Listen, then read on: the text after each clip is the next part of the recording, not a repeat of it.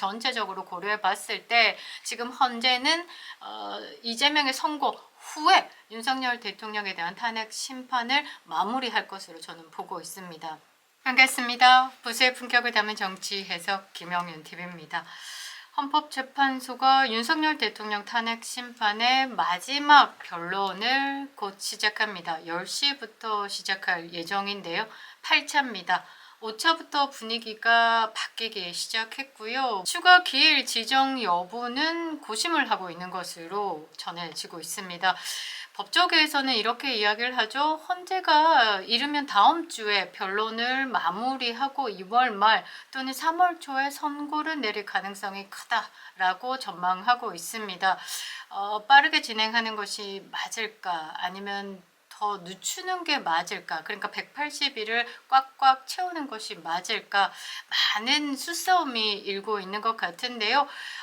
마은혁에 대한 헌법재판관 후보자 임명 여부에 대해서 변수가 작용을 한다라고 하지만 이번 윤석열 대통령 심리에는 뭐 함께하지 않았기 때문에 지금 들어와서 마은혁이 한 표를 보탠다라고 하면 밀란이 일어나겠죠. 그래서 마은혁에 대한 그 후보자 임명 여부는 사실 많이 늦어질 가능성이 있습니다.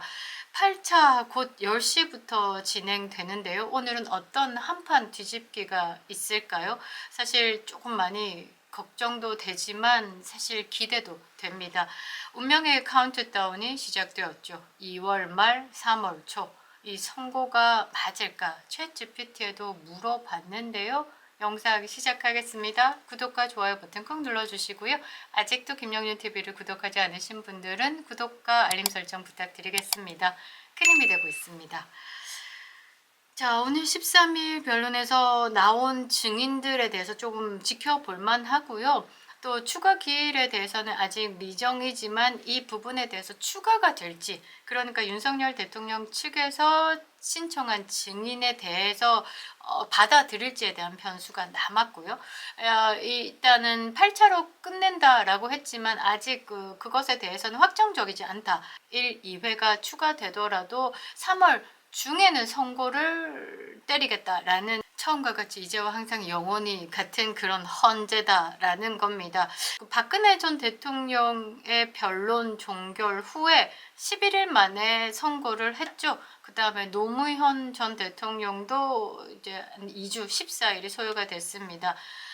지금 윤석열 대통령을 두고 탄핵에 찬성한다, 탄핵에 반대한다, 전 국민의 팽팽한 신경전을 벌이고 있는데요. 윤석열 대통령 탄핵 심판 결말은 과연 어떻게 될지 1. 기각이다 라고 생각하시면 1번을 눌러주시고요. 아니 불안하지만 안타깝지만 인용될 것 같아 라고 생각하시는 분들은 손이 떨리겠지만 2번을 한번 눌러주시기 바랍니다. 영상 끝에 챗GPT가 내놓은 결론을 한번 읊어드릴 건데요.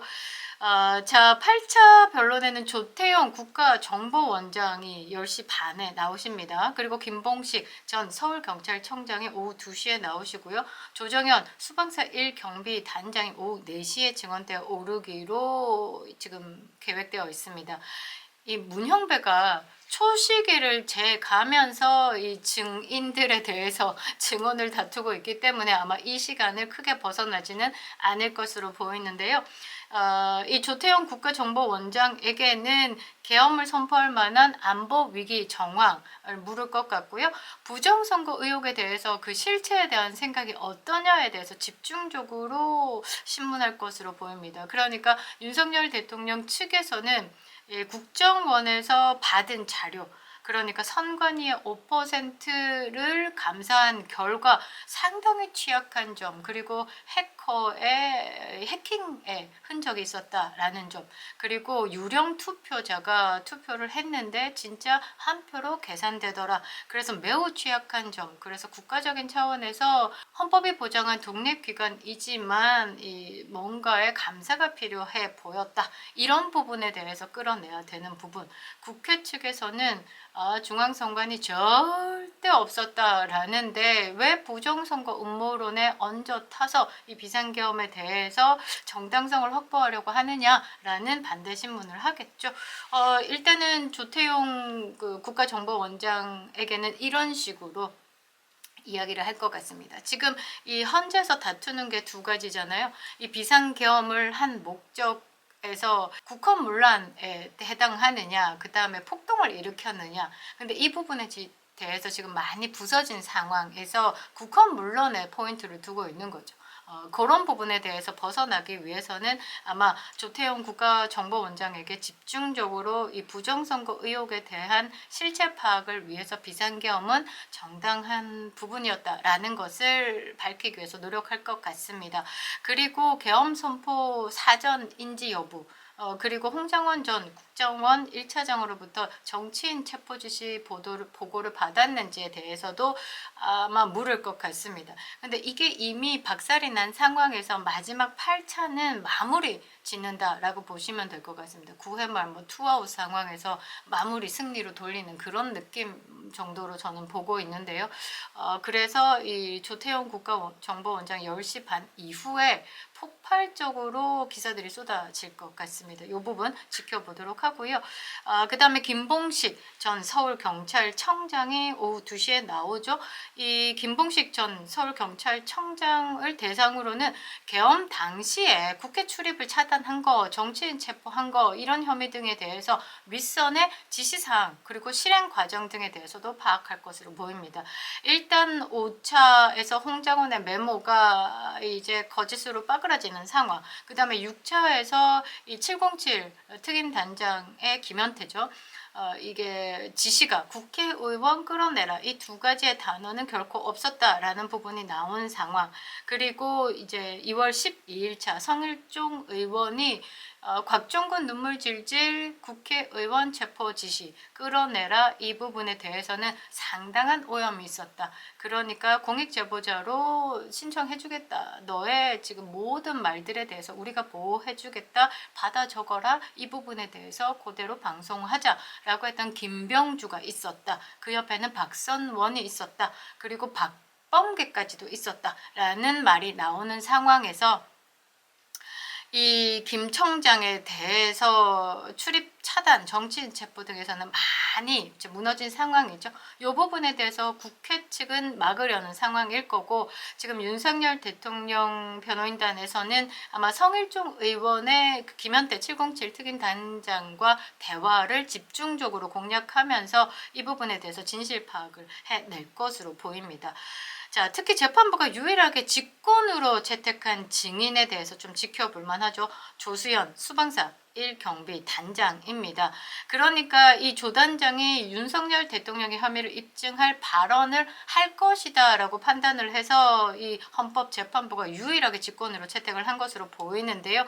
이 조 단장은 당일에 이진우 전 수도방위 사령관으로부터 국회의원을 끌어내라 라는 지시를 받았느냐에 대해서 이를 불법으로 판단해 거부한 것으로 알려졌다라고 지금 나와 있죠. 그래서 이 부분에 대해서 진실을 파헤칠 것 같습니다.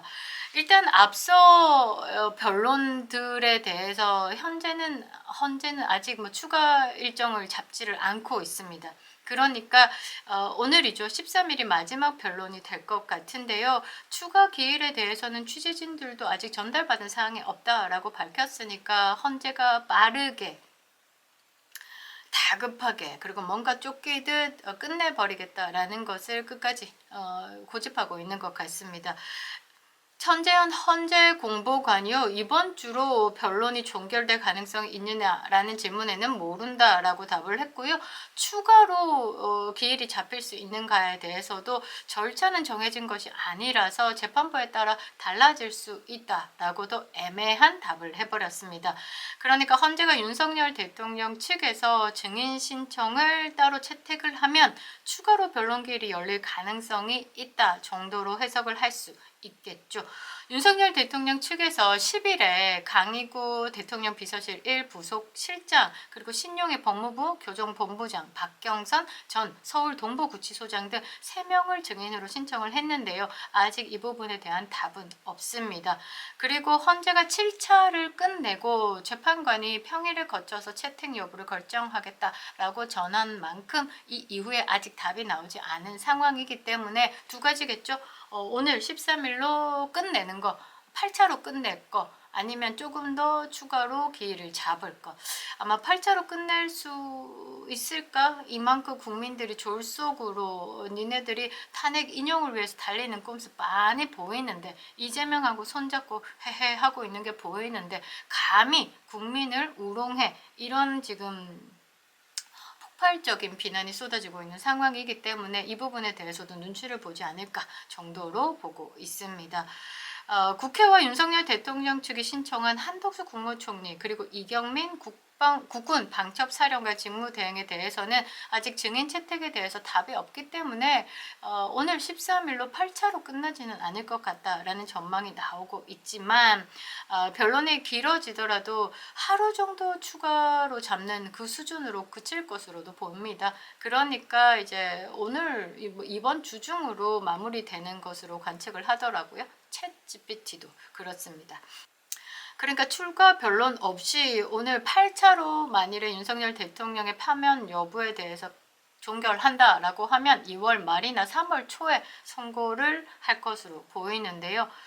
제가 볼 때는 지금 헌재가 많이 몰리고 있는 상황 처음과 다르죠. 이게 탄핵 정국이다라고 볼 수 없는 윤석열 대통령의 지지율, 그리고 탄핵 심판 과정을 전 국민이 지켜보면서 이 문영배는 그냥 개인사가 발리는 상황, 이런 상황들까지 다 고려해야죠. 정치적 상황, 그리고 국민적 상황, 여론 상황, 이런 걸 다 고려해 봤을 때 선고기를 처음과 다르게 조정할 것으로 저는 보고 있습니다. 그러니까 민주당의 이재명의 공직선거법 위반 항소심 결과가 3월쯤 나오죠. 일단 2월 26일 날 공판기일이 결정됐습니다. 그 말은 2월 26일 날 검사가 1심이 징역 1년에 집행유예 2년, 근데 2심에서 떨어지더라도 뭐 징역 1년이면 반 떨어져도 6개월이고 집행유예 2년에 반 떨어져도 1년이죠. 그러니까 금배지 떨어지는 형이 떨어질 거다 말이죠. 그러면 일단 구형이라는 게 이제 검사의 입에서 나오는 겁니다. 이렇게 벌을 받게 해주십사.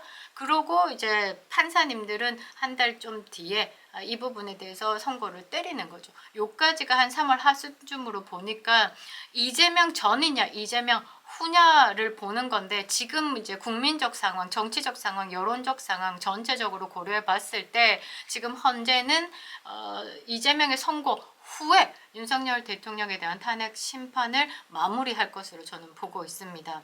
지금 이재명 똥꼬에 줄쓴 정치인들, 그리고 이제 법조인들, 그리고 뭐 언론인들은 윤석열 대통령이 직무를 복귀를 한다라면 몰살입니다. 몰살. 분위기를 기각이 아닌 인용으로 몰고 가기 위해서 지금 막 언론에 나와서 국민들을 선동하고 있습니다.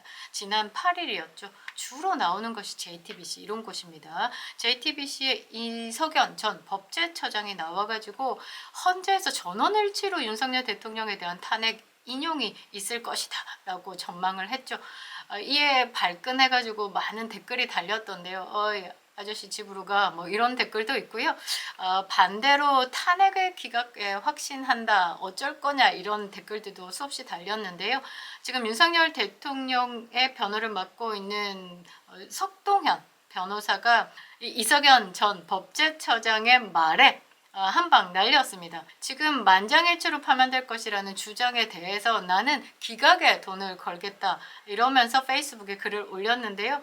이석연 전 법제처장님, 저와 내기 한판 하자. 이 처장님은 탄핵 인용, 그리고 저는 탄핵 기각에 걸겠다. 저는 이기든 지든 100만 원을, 이 처장님은 질 경우에 방송국 출연료 상당액을 각각 사회봉사 공동 모금회에 기부하기로 하자.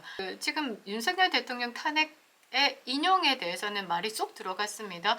홍준표 대구시장도요, 윤석열 대통령이 탄핵이 기각되면 이 좌와 우를 통합해달라라는 메시지를 내기도 했죠. 냄새는 빠르게 맡고 있습니다. 챗GPT에 물어봤죠. 윤석열 대통령에 대한 탄핵 인용과 기각에 대한 퍼센테이지를 물어봤는데 지금 현 상황에서는 70%가 넘게 윤석열 대통령에 대한 기각이 떨어진다라고 이야기를 합니다.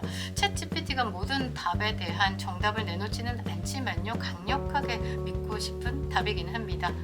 그립다 윤석열. 김영일 TV였습니다.